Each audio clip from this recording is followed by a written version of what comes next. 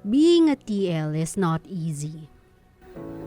Kada palpak ng team mo, reflective of your effectiveness as a leader. I had a CSR before, customer service representative, under my supervision, na sobrang bagal make up ng instructions at sobrang makakalimutin sa mga spills and standard lines namin for inquiry at laging nag-end up yung call niya na ako ang nagte-take over. But instead na magalit, I learned before na if one of your team member is not performing as effective as the others, instead na i-cut sila from the team, you just have to focus more on nourishing them. So I did. I learned na yung reason niya as to why lagi siyang distracted and all over the place kapag may calls ay because yung mother niya nasa ICU, yung father niya na stroke, yung mga kapatid niya sa kanya lang umaasa. Whenever daw may irate na customer or yung customer na nagagalit, naaawa siya sa sarili niya kasi pagod siya puyat siya at said na siya. Financially, spiritually, and emotionally, said na siya. As a standard line, of course, sinabi ko na hiwalay ang personal sa work and she cannot afford to lose the job right now. Ipinaalala ko yon.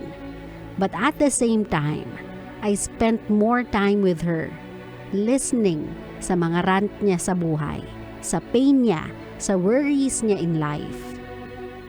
I know I have my own piece of the pie called troubles or problema, but I can always lend an ear to give her an outlet sa frustrations niya and let her know na nandito lang ako.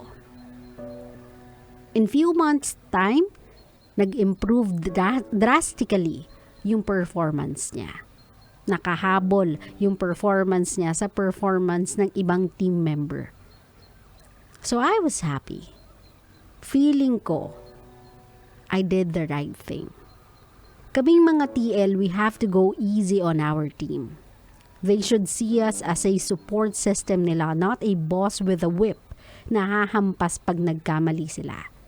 So sa mga TL like me, go easy on your team members. Remember, leaders lead, they don't just give orders.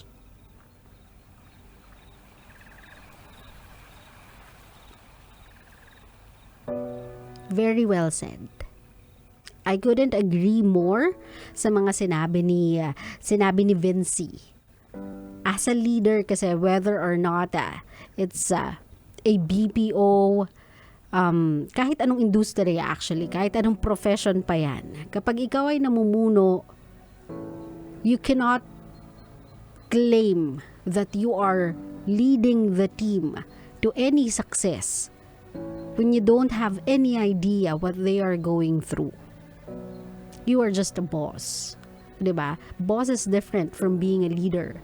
A boss is someone who gives orders. Pero a leader, they work along with the team to pave way sa success. So, if meron mga tao sa paligid ninyo, especially to those people who are leading a team, kung kayo ay sabihin na natin, presidente ng org ninyo, dyan sa mga samahan ng mga Grab riders, angkas, joyride,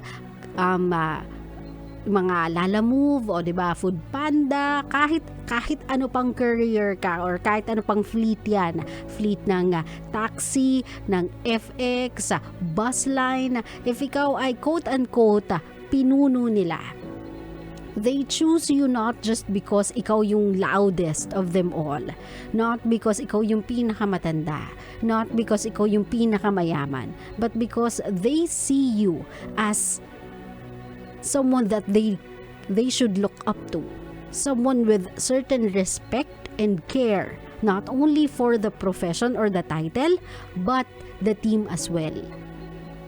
Pinili ka nila kasi feeling nila you can voice out whatever it is na pinagdadaanan nila kasi you can feel the same pain. You are going through the same thing. And minsan, of course, limited lang din naman yung access natin or yung capability natin to help other people.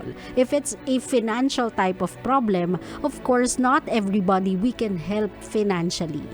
Pero hindi kasi yun yung case lagi. Sometimes, people just need someone that can remind them na hindi nila kailangan pagdaanan yung problemang pinagdadaanan nila ng mag-isa. They just need someone to be there for them.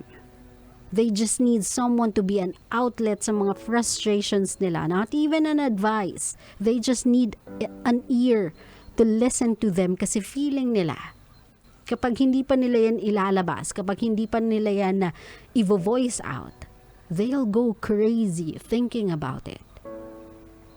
Sabi ko nga sa inyo, my love, lahat naman tayo may problema, lahat tayo may pinagdadaanan. But we have to go easy on people kasi not everybody can handle the problem the way we can. Kung tayo ay strong, kung tayo ay matatag, kung tayo ay sabihin na natin na tipo ng taong maparaan na kahit anong problema, nalalagpasan, nalulusutan, good for you. Pero if someone comes to you, if someone went to you and told you na, hey, I need help. I need someone to listen to me. Meron akong problema sa ganito.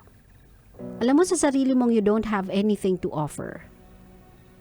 But one thing, yung ability mo to listen. Be present so that they'll know na hindi sila nag-iisa. Na naiintindihan mo yung pinagdadaanan nila and you wish them well. Yung moment they spent with you is enough for them to breathe. Para makolect nila yung mga sarili nila ulit.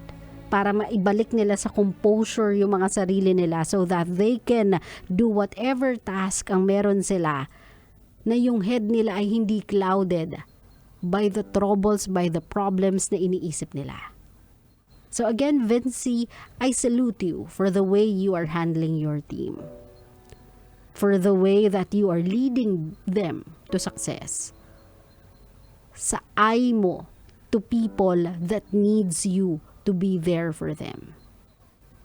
Ikaw yung one of the few people that listens first, judge later.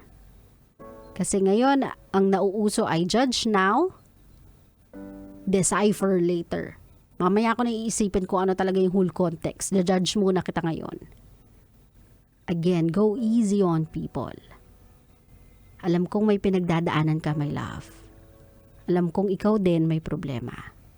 Pero hindi yan rason, hindi yan excuse for you to be rude to someone else. Claro? Claro. After all, we are all just trying to get by.